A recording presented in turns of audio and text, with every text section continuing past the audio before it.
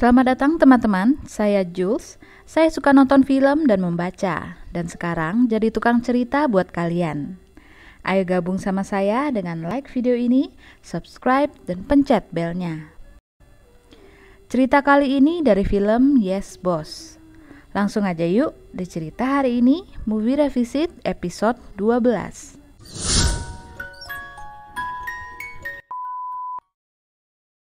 Rahul Joshi adalah seorang pria ambisius. Ia ingin menjadi orang kaya raya. Rahul bekerja kepada bosnya, Siddharth. Seorang pria hidung belang yang suka selingkuh di belakang istrinya yang kaya, bernama Sheila. Rahul mendapatkan uang ekstra dengan menjaga rahasia perselingkuhan bosnya, dan ia bersedia melakukan apa saja yang disuruh oleh bosnya itu. Dengan begitu, ia bisa mendapatkan lebih banyak uang. Suatu hari di acara fashion show, Siddharth tertarik kepada seorang model bernama Seema. Seorang wanita cantik yang juga bercita-cita untuk berhasil dan hidup kaya, sama seperti Rahul. Siddharth pun meminta Rahul untuk membantunya mendekati Seema. Rahul yang sudah kenal sebelumnya dengan Seema merasa kecewa. Namun ia tak bisa berbuat apa-apa. Ia terpaksa menuruti keinginan bosnya dan menyimpan rasa tertariknya terhadap Seema dalam-dalam.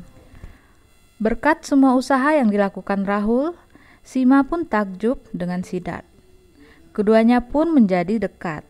Tak lama, Seema mulai menyukai Siddharth. Seema juga jadi dekat dengan Rahul karenanya. Suatu hari saat sedang belanja dengan Seema, istri Siddharth melihat mereka. Siddharth yang panik pun berbohong dengan mengatakan bahwa Seema adalah istrinya Rahul. Seema terkejut dan kecewa. Ia sedih dan marah kepada Siddharth. Setelah itu Siddharth pun berbohong lagi kepada Seema bahwa istrinya adalah wanita yang suka selingkuh dan sebentar lagi mereka akan bercerai. Mendengar itu, Seema pun luluh dan memaafkan Siddharth. Perusahaan Siddharth menggait Seema menjadi modelnya. Syuting iklan diadakan di luar negeri di mana Seema menjadi bintang iklannya. Siddharth yang licik pun ikut agar dapat bersenang-senang bersama Seema di luar negeri. Namun rencana itu gagal karena Sheila datang memberi kejutan.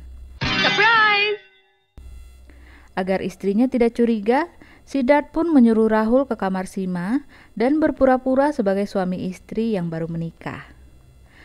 Tak lama Sheila pun masuk ke kamar Rahul dan melihat pasangan pengantin baru yang palsu itu.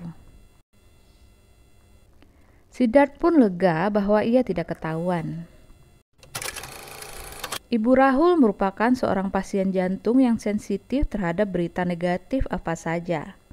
Sepupu Sheila, Bhushan, memberitahu ibu Rahul bahwa Rahul dan Seema telah menikah.